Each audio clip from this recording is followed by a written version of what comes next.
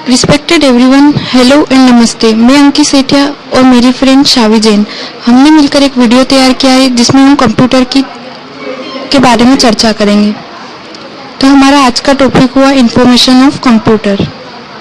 इसमें हम देखेंगे introduction of computer, history of computer, working of computer and uses of computer. तो आइए सबसे पहले हम देखते हैं इंट्रोडक्शन ऑफ कंप्यूटर कि कंप्यूटर क्या है। क्योंकि आज का युग वर्तमान का कंप्यूटर का युग है, क्योंकि हर क्षेत्र में कंप्यूटर का यूज हो रहा है, इसलिए हम कंप्यूटर का परिचय देखते हैं। कंप्यूटर एक लॉजिकल मशीन है, कंप्यूटर एक इलेक्ट्रॉनिक मशीन है। कंप्यूटर को दो भागों में विभाजित किया है, पहला है हार्डवेयर और दूसरा सॉफ्टवेयर। कंप्यूटर में डेटा को इनपुट के रूप में देते हैं, कंप्यूटर डेटा को प्रोसेस कर आउटपुट देता है। कंप्यूटर एक शब्द है, परंतु इसके सभी अक्षरों का अपना अर्थ है। C for commonly, O for operated, M for machine, P for particularly, U for used for, T for technical, E for educational and R for research. अब हम कंप्यूटर की हिस्ट्री देखते हैं। तो हमारा अगला टॉपिक हुआ हिस्ट्री ऑफ कंप्यूटर। इसमें हम देखेंगे अबेकस के बारे में, Pascal adding machine, Leibniz reckoning machine, Colmar's multiply machine, Babbage difference engine, Babbage analytical engine, the first computer. तो सबसे पहले हम अबेकस के बारे में देखते हैं।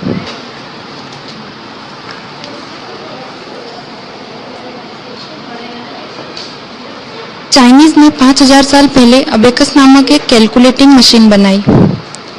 इसमें सामान्य कैलकुलेटिंग की जाती थी, परंतु इसमें निम्न कार्य नहीं होते थे, जैसे दशमलव गणना करना, संख्याओं की तुलना करना, मैथमेटिकल इक्वेशन सोल्व करना आदि। तभी पास्कल ने एडिंग मशीन बनाई। इस मशीन में एडिशन और सब्ट्रैक्शन दोनों होता था। फ्रेंच मैथमेटिशियन ने यह मशीन बनाई और इस मशीन में गियर्स, व्हील्स और डायल्स होते थे। अब हम देखते हैं लीबनिज रिकॉग्निंग मशीन। इस मशीन में मल्टीप्लिकेशन और डिवीजन दोनों होते थे। Colmar's multiply machine. Leibniz reckoning machine महंगी थी तथा कम विश्वसनीय थी, इसलिए कोलमार ने मल्टीप्लाई मशीन बनाई। इस मशीन में फास्ट मल्टीप्लिकेशन होता था। फिर बेबेज ने 1822 में डिफरेंस इंजन बनाया। यह मशीन डिफरेंशियल इक्वेशन सोल्व कर सकती थी और यह डेटा को स्टोर भी कर सकती थी। बेबेज ने 1833 में बेबेज एनालिटिकल इंजन बनाया। इसमें सीपीयू, इनपुट, आउटपुट, मेमोरी आदि के कॉन्सेप्ट थे। इसमें पहले से स्टोर वैल्यू भी चेंज कर सकते थे। फिर पहला कंप्यूटर बनाया गया। इसमें 23 डिजिट के नंबर की 3 सेकेंड में कैलकुलेटिंग हो जाती थी। इस मशीन में 7,50,000 पार्ट्स थे और यह मशीन 1524 मीटर लंबी और 244 मीटर ऊंची थी। इस प्रकार हमने अभी कंप्यूटर के इतिहास के बारे में जाना। अब हम कंप्यूटर की वर्किंग देखते हैं कि कंप्यूटर कैसे काम करता है और इसमें किन किन डिवाइसेस का होना जरूरी है। तो हम सबसे पहले देखते हैं कि इसमें सीपीयू का होना जरूरी है। सीपीयू, इसका full form central processing unit है। इसे कंप्यूटर सिस्टम का ब्रेन और हार्ट कहते हैं। यह इनपुट डिवाइस से प्राप्त डेटा को प्रोसेस करती है और आउटपुट डिवाइस को रिजल्ट देती है। इसमें डेटा को प्रोसेस करने के लिए माइक्रो प्रोसेसर और अन्य दूसरी यूनिट का यूज होता है।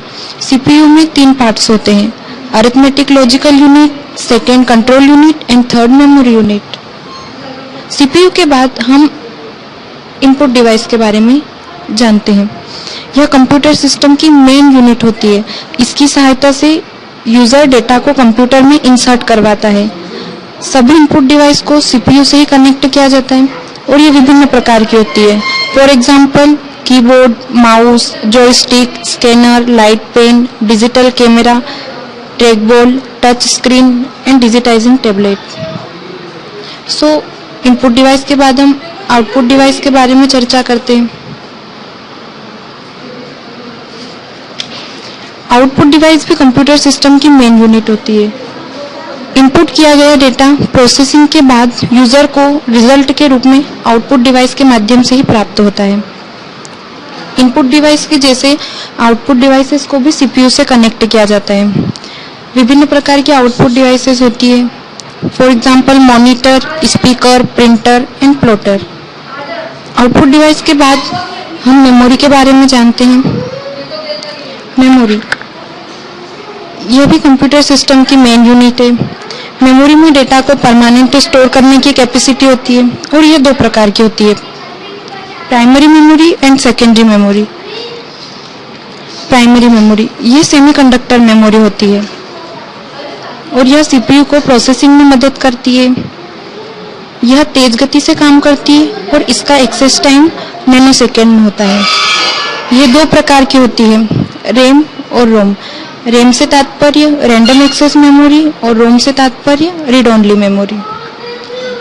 प्राइमरी मेमोरी के बाद हम सेकेंडरी मेमोरी की चर्चा करते हैं। सेकेंडरी मेमोरी मैग्नेटिक, फ्लैश या ऑप्टिकल हो सकती है। इसमें डेटा को परमानेंटली स्टोर किया जाता है। जिस प्रकार प्राइमरी मेमोरी में डेटा टेम्परेरी स्टोर होता है, उसी प्रकार सेकेंडरी मेमोरी में हम डेटा को परमानेंट स्टोर करके रख सकते हैं। यह नॉन वोलेटाइल होती है और इसमें सॉफ्टवेयर और फाइल्स को रखा जाता है और यह स्लो होती है और इसका एक्सेस टाइम मिली सेकेंड में होता है। यह विभिन्न प्रकार की होती है, for example magnetic tape, floppy disk, hard disk, CD, DVD, pen drive. अब हमारा नेक्स्ट टॉपिक है ऑपरेटिंग सिस्टम। यह एक सिस्टम सॉफ्टवेयर होता है और यह कंप्यूटर सिस्टम के सभी हार्डवेयर कंपोनेंट को कंट्रोल करता है। इसके बिना कंप्यूटर सिस्टम के हार्डवेयर को हम उपयोग में नहीं ला सकते। यह हार्डवेयर और यूजर के बीच माध्यम का कार्य करता है। हम इसे कंप्यूटर सिस्टम की आत्मा भी कह सकते हैं और इसके विभिन्न कार्य होते हैं, जैसे memory management, process management, integrity management और सिक्योरिटी मैनेजमेंट। अब हमारा नेक्स्ट मेन टॉपिक है यूजेज ऑफ कंप्यूटर, कि कंप्यूटर किस क्षेत्र में काम आता है। तो हम सबसे पहले देखते हैं इन बैंकिंग। बैंकिंग में कंप्यूटर का यूज होता है। इन ऑफिसेस, ऑफिस में किसी भी प्रोजेक्ट को कंप्लीट करने के लिए कंप्यूटर का यूज होता है। इन स्कूल्स एंड कॉलेजेस, स्कूल और कॉलेज में बच्चों की पढ़ाई के लिए और दूसरे कामों के लिए और उनसे रिलेटेड डेटा को स्टोर करने के लिए कंप्यूटर का यूज होता है। इन हॉस्पिटल्स, हॉस्पिटल में कंप्यूटर का यूज होता है पेशेंट के रिकॉर्ड को सेव करना और उनकी रिपोर्ट तैयार करना आदि के लिए कंप्यूटर का यूज होता है। इन प्रोग्रामिंग में भी कंप्यूटर का यूज होता है, विभिन्न प्रकार की लैंग्वेजेस बनाने में। इन रिसर्च फील्ड, विभिन्न प्रकार की रिसर्च के लिए भी कंप्यूटर का यूज होता है। इन ऑनलाइन शॉपिंग करने में भी कंप्यूटर का यूज किया जाता है।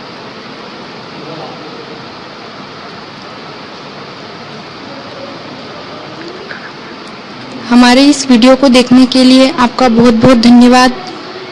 प्लीज़ हमारे इस वीडियो को लाइक करें और अपने फ्रेंड्स को शेयर करें और हमारे चैनल को सब्सक्राइब करें। Thank you so much.